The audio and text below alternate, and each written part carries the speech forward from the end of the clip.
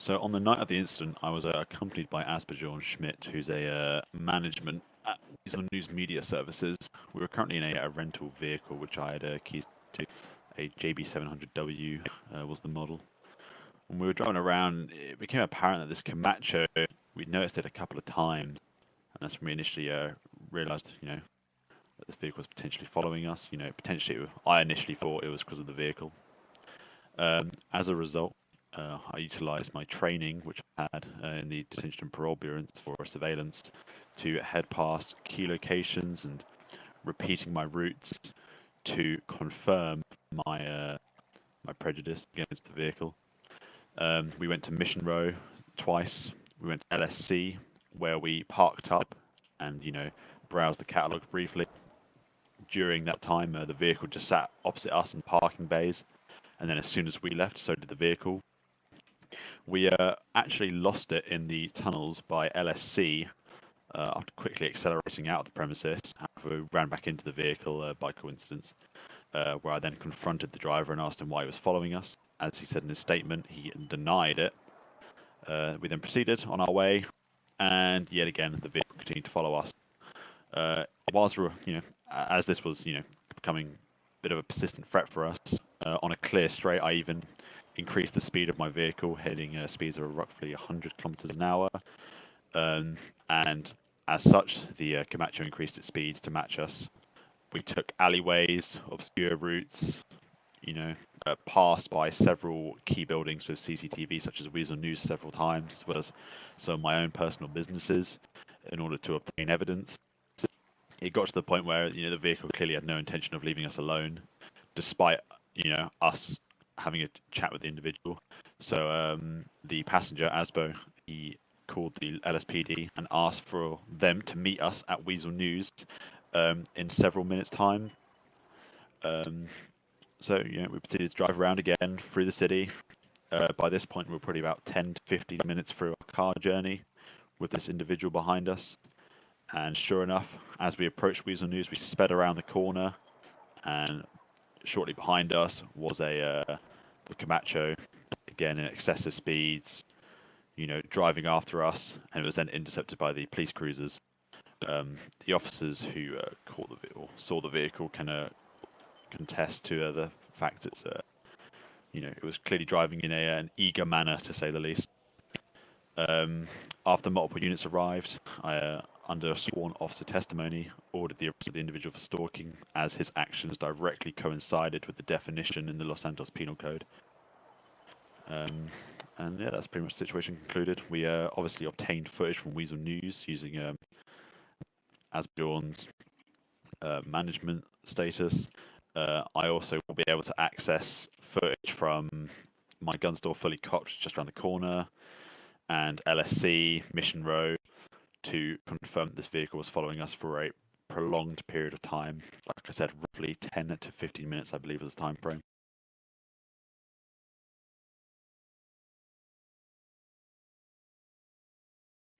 I believe that'll be all. Oh, just to add, actually, I think Asbo recalled seeing the vehicle waiting outside Weasel News, and he believed that to be the reason why he was following us was to do with some sort of advertisement predicament,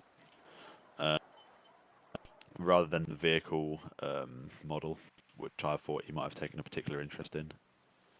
Okay. So Deputy Witherfork, can you define to me under the penal code what stalking is? Just to jog your memory, it is going to be code Nancy Mike 06. Well, off the top of my head, I remember the first two bullet points which come into stalking are following and harassing, and it's a three-part criteria where if you meet any of those actions, it's classed as stalking. And I believe that the fact that I asked him to leave us alone and he continued to follow us is harassment. And obviously, the following nature is pretty obvious considering we've got all that on CCTV to support our claims. Yes, and that is correct. And the third part would be threatening another person. Did he by chance threaten you during this time at all? Um, Despite the actual nature of him following us, leading to us feeling threatened, hence why we had to call law enforcement. there was no brandishing of weaponry or whatnot. But there definitely was a very present level of intimidation, seeing as his vehicle, was much faster than us. He refused to leave us alone. That's Excellent. why I was asking.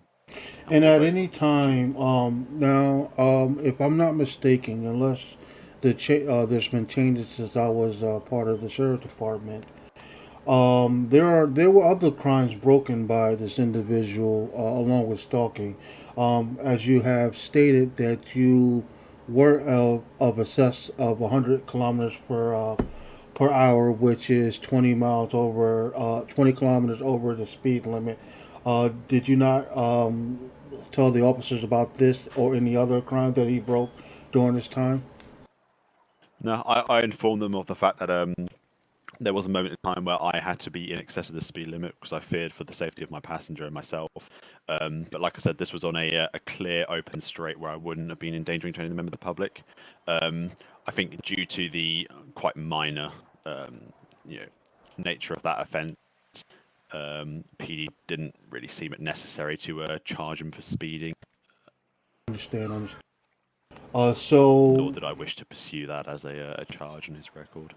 yeah, I It's a pretty understand that. insignificant citation. So so you didn't. So only thing you were involved with his charge was stalking, even though you could have probably got him for other crimes that were broken during this incident. Being that even as a off-duty peace officer, you are allowed to, your word on reported crimes would be taken at the Oh, I face believe you need a value. cough drop there, Mr. Boss. Excuse me. So, as you and I know, even as an off-duty peace officer, if the if you see a crime being committed, it is our duty to report this crime. That would have included any kind of speeding, failure to maintain lane, any of that. But you just decided to get him charged with the stalking, in which you felt that that was justifiable for what his actions were for that night, correct? Of course, yeah. As you know, when we're sworn in, I take a moral and legal obligation to, ensure crime is reported and dealt with accordingly. Obviously, once the LSPD arrived, them being on duty, I allowed them to take over the scene due to the fact I wasn't on duty. So I relayed all information, including regarding the nature of his driving. Um, my main primary concern was dealing with the nuisance misdemeanor. Excellent.